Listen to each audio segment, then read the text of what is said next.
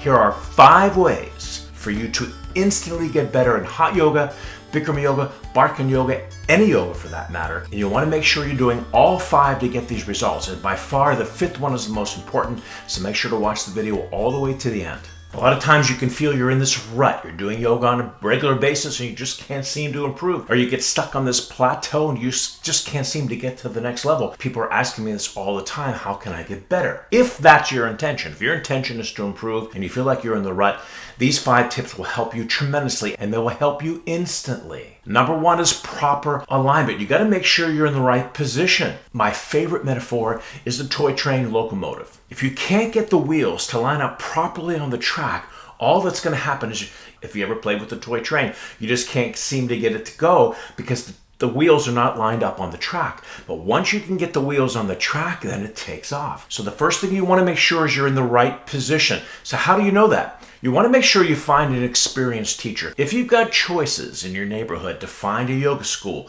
find a yoga teacher that's experienced, that's who you want to take class from. Now, before I give you the next tip, I want you to hit the subscribe button, hit the like button if you're enjoying this video. You want to learn all about hot yoga, alignment, tutorials, flows. Hit the like button and the subscribe button. Any questions or comments or frustrations, put them down in the comments below. I get to all the comments. Nowadays, you have more choices than ever. When I opened my first yoga school in 1980, I was the only school in all of South Florida. People would drive 30, 45 minutes every single day to my school. Now, in most cities, you've got schools all over the place. So you have choices. So my suggestion is to find a teacher, not just the best time for you, but find an experienced teacher that will help to put you in the right position, in the right alignment. Another option you can do is join the Barkan Method Hot Demand membership. I put a link in the description below, where I'm teaching over 500 classes. Now, granted, I'm not able to see you directly to make corrections, but you'll be able to hear me, and you'll be able to hear my proper cues to get you in the proper position, and also hear me correct others, which may apply to how you're doing your practice. So you've got a lot of options. Make sure you find an experienced teacher to get you in the proper position, the proper alignment. So at least you're in the right position to get the wheels on the track so you can move forward.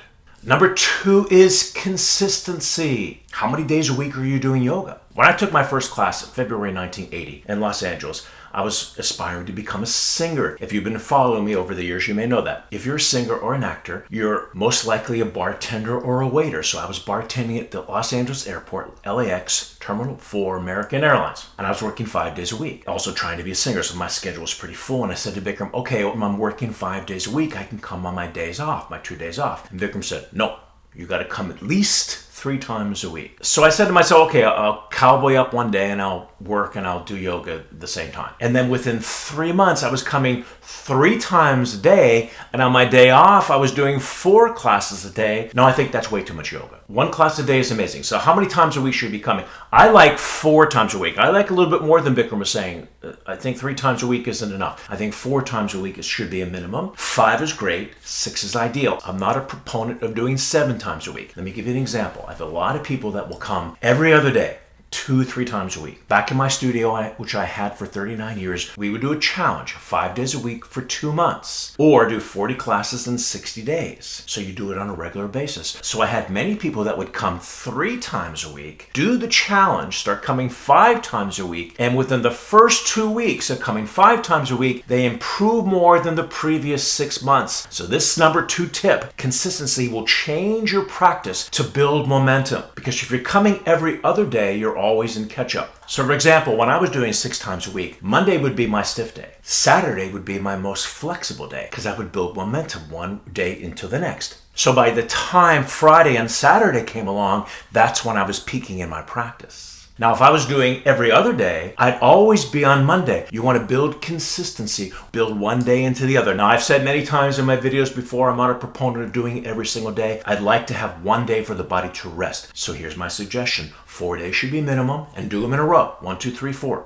5 is great. 6 is ideal. Don't like 7. Number 3 is body awareness. Start taking inventory. You should know what hamstring is more flexible, what hip is more flexible, what shoulder is more open. So you take an inventory of your body. For example, one of my favorite postures that I like to use all the time is standing hip to knee. When you're kicking out your upper leg, That's the leg that's going to be the more flexible leg. For the average person, the left leg is a little more flexible than the right leg. So in standing hip to knee, if you're right-handed, the average person, the left side, which is not the dominant side, is a little more flexible, because the dominant side is going to be a little bit stronger. Therefore, it may resist the flexibility and range of motion.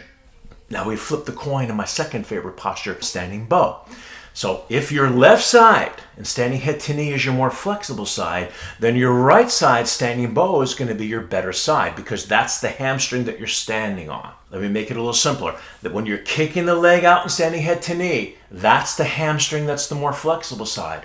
When you're doing standing bow, the hamstring stretch of your standing leg is going to be the better side. So if your left side standing head to knee is better, your right side standing bow is going to be better, and vice versa. So for tip number 3, here's what you have to think about, because this is really, I believe, to be very profound. Pay more attention to the challenge side. If you're doing standing bow, for example, and your right side is the tighter side, the side that you don't really get up as high, a lot of times we have a tendency to not hold the challenge side long enough, and we exploit our better side because it feels better, looks better to our peers and to our teacher. But if you can hold the challenge side longer, you can give the challenge side a chance to catch up. And I'm only talking about maybe 5-10% longer, to be ambidextrous, to do the right and left side the same. So how is that going to happen for you? You want to pay more attention to the challenge side, maybe 5-10%, and hold that a little bit longer. Get your ego out of the way and hold that challenge side longer. Let it catch up. Number 4, challenge yourself within the pose. Now, there's a famous saying by Patanjali, who's considered to be the forefather of modern day yoga. He says, be still in your asana. But in Hatha yoga, as yoga evolved over the years, the type of yoga that we do, which is very athletic, especially hot yoga, especially in the Bikram Barkan world, it's very athletic. There's lots of movement, especially in vinyasa. You're not still in vinyasa. It's changed over time. Now in modern day times, we are holding the posture, which is a very important part of the yogic dynamic, but we're moving within the position. So what I see a lot of people do by mistake is they get down into a pose, let's say standing bow again. They do the standing bow and they just stay there.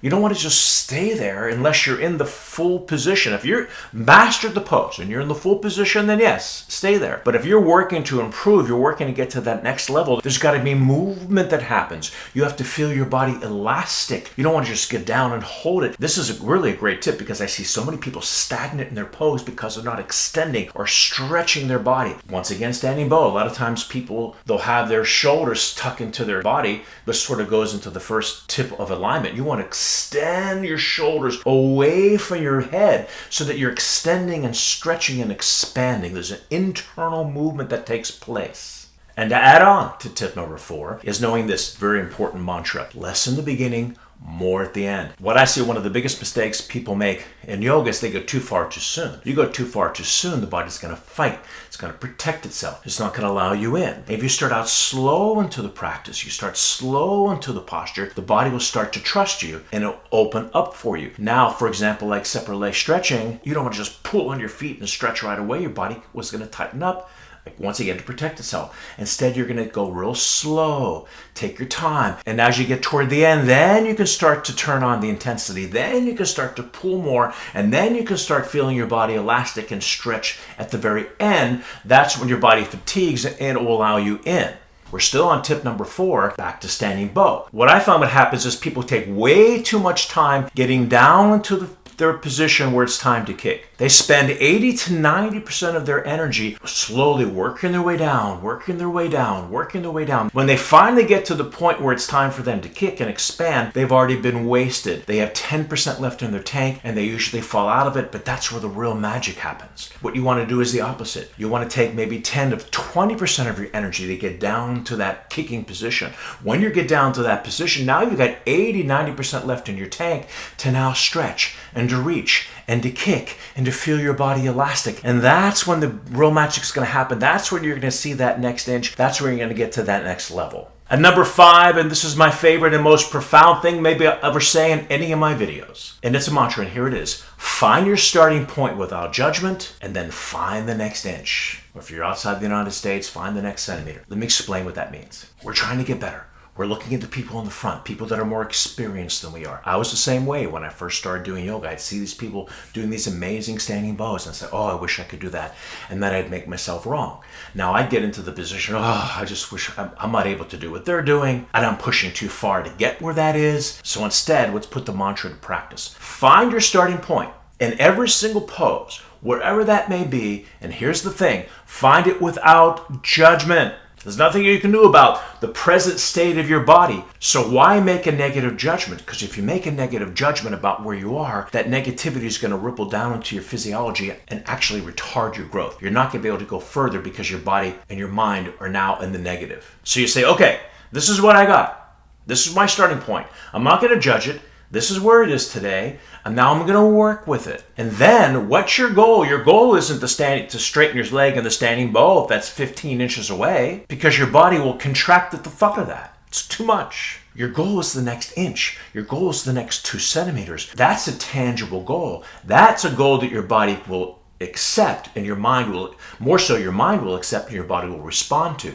10 inches, your mind can't accept it and the body contracts. But 1 inch or 2 centimeters, the mind says, okay, well that I can do, and the body opens up and responds. Big difference. So here it is. Find your starting point without judgment, find the next inch or centimeter, and that's it. And you're going to see a tremendous growth from the mental part. This is the Raja Yoga. This is where Hatha Yoga and Raja Yoga come together. The mental and the physical connect, and you're going to see a dramatic result. So let's sum it up. Alignment is number 1. Find an experienced teacher. Join the Barkan Method Hot Yoga membership. Find a teacher that will bring you to the next level and make sure you're in the right position and alignment. Listen to the experienced teacher's cue. Number 2, consistency. 4 times a week should be minimum. 5 is great. 6 is ideal. I'm not a proponent of 7. Number 3, take inventory. What hamstring is more flexible? What shoulder is more flexible? Understanding your body and then holding the challenge side a little bit longer, let it catch up. Number 4, less in the beginning, more at the end, understanding that dynamic. You don't want to go too far too soon. Have enough energy left in your tank to go at the end of the pose. That's when the real results take place. And number 5, find your starting position without judgment. Where's the next inch? Let's take your practice to the next level,